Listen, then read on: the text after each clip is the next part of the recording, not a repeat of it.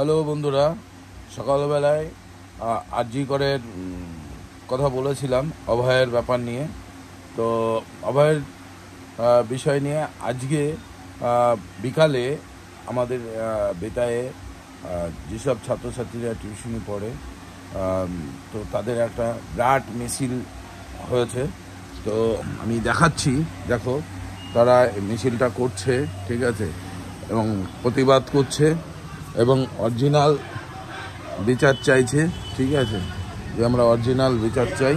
হ্যাঁ, তো এই যে হচ্ছে তাদের বেরোচ্ছে, র্যালি বেরোচ্ছে, ঠিক আছে, তো তোমাদের দেখাবো সেই র্যালিটা।